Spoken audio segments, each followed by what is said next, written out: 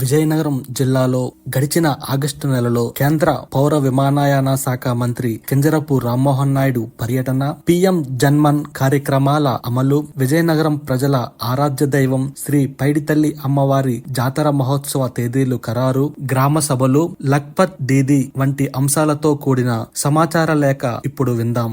నిర్దేశిత సమయానికి 6 నెలల ముందే భోగాపురం అంతర్జాతీయ విమానాశ్రయ నిర్మాణం పూర్తి చేస్తామని కేంద్ర పౌర విమానయాన శాఖ మంత్రి కింజరపు రామ్మోహన్ నాయుడు వెల్లడించారు. రాష్ట్ర మంత్రులు గుమ్మిడి సంధ్యారాణి, కొండపల్లి శ్రీనివాసులతో కలిసి ఆయన విమానాశ్రయ నిర్మాణ పనుల పురోగతిని పరిశీలించారు. నిర్మాణంలో ఉన్న టెర్మినల్ భవనం, రన్వే, ఏటీసీ టవర్, ఇతర భవనాలను పరిశీలించారు. జిల్లా అధికారులు, జిఎంఆర్, ఎల్ఎన్టీ ప్రతినిధులతో సమీక్ష చేపట్టారు. ఈ సందర్భంగా ఆయన మీడియాతో మాట్లాడుతూ షెడ్యూల్ ప్రకారం 2026 డిసెంబర్ నాటికి ఇక్కడ విమానాశ్రయం పూర్తి కావాల్సి ఉందని, ప్రస్తుత పనుల తీరును బట్టి 6 నెలల ముందుగా 2026 జూన్కే సిద్ధమవుతుందని అంచనా వేశారు. ఉత్తరాంధ్ర రూపురేఖలను మార్చే విమానాశ్రయ నిర్మాణాన్ని ప్రతిష్టాత్మకంగా తీసుకున్నట్లు తెలిపారు. ప్రస్తుతం 36.6% పనులు పూర్తయ్యాయన్నారు.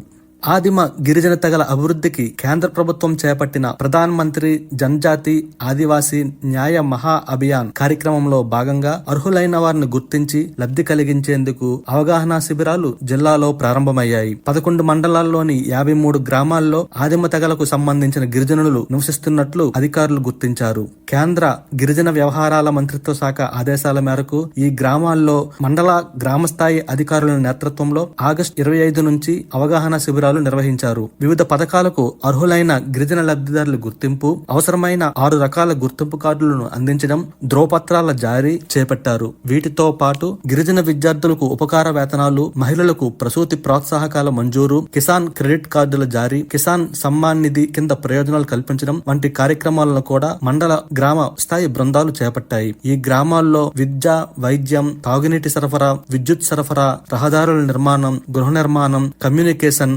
తదితర 11 రకాల వసతులను కేంద్ర పథకాల అనుసంధానం ద్వారా కల్పించేందుకు ఆయా శాఖల అధికారులతో జిల్లా స్థాయి కమిటీ కూడా ఏర్పాటు చేశారు.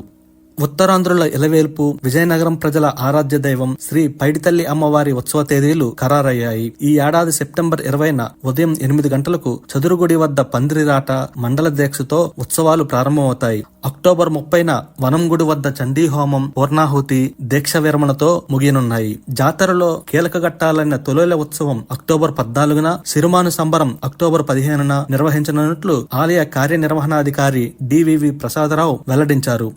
గ్రామాల్లోని మహిళలను లక్షాధికారులు చేయడమే లక్ష్యంగా కేంద్ర రాష్ట్ర ప్రభుత్వాలు చర్యలు చేపడుతున్నాయని రాష్ట్ర చిన్న మధ్య తరహా పరిశ్రమలు శాఖ మంత్రి కొండపల్లి శ్రీనివాస్ అన్నారు. రాష్ట్రంలో 1.22 లక్షల మంది స్వయం శక్తి మహిళలను లక్షాధికారులుగా తీర్చిదిద్దాలని ఈ ఏడాది లక్ష్యంగా నిర్ణయించామని చెప్పారు. వారికి ప్రత్యేకమైన నిధులిస్తూ జీవనోపాధికి సంబంధించిన కార్యక్రమాలు చేపట్టేలా ప్రోత్సహిస్తున్నామని తెలిపారు. ప్రధాని మోదీ మహారాష్ట్రలోని జల్గావ్ నుంచి దేశంలోని అన్ని జిల్లాల మహిళా సమాఖ్యల లఖ్పత్ దీదీ ఆన్లైన్ సమావేశం నిర్వహించగా మంత్రి కొండపల్లి శ్రీనివాస్ విజయనగరం జిల్లా నుంచి ZP chairman Majji Srinivasarao, collector doctor BR Ambedkar, మహిళా స్వయం శక్తి సభ్యులతో కలిసి కార్యక్రమాన్ని తిలకించారు. మహాత్మా గాంధీ జాతీయ గ్రామీణ ఉపాధి హామీ పథకం కింద 2024-25 సంవత్సరానికి సంబంధించిన పనుల ఆమోదం కోసం జిల్లాలోని 775 గ్రామ పంచాయతీల్లో గ్రామ సభలు నిర్వహించారు. ప్రజాప్రతినిధులు, అధికారులు ఇందులో భాగస్వామ్యమయ్యారు. గంట్యాడ మండలం పెదవేమలి, విజయనగరం రూరల్ మండలం దుప్పాడలో జరిగిన గ్రామ సభల్లో కలెక్టర్ బిఆర్ అంబేద్కర్ పాల్గొన్నారు. ఈ సందర్భంగా ఆయన మాట్లాడుతూ గ్రామ పంచాయతీల అభివృద్ధికి ఎలాంటి పనులు చేపట్టాలనే అంశంపై చర్చించి నిర్ణయాలు తీసుకునే అధికారం గ్రామ సభలకే ఉంటుందని చెప్పారు.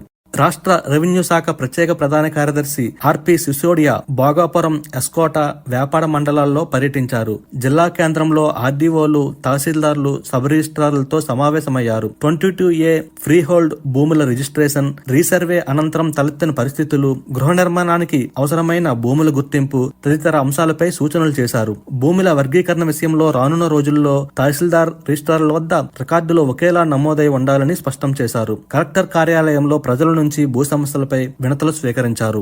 ఇప్పటి వరకు విజయనగరం జిల్లా సమాచార లేఖను విన్నారు. మరిన్ని కొత్త వార్తా విశేషాలతో సెప్టెంబర్ నెల సమాచార లేఖలో కలుసుకుందాం. వ్యాఖ్యానం KN రామకృష్ణ, విజయనగరం జిల్లా ఆకాశవాణి ప్రతినిధి.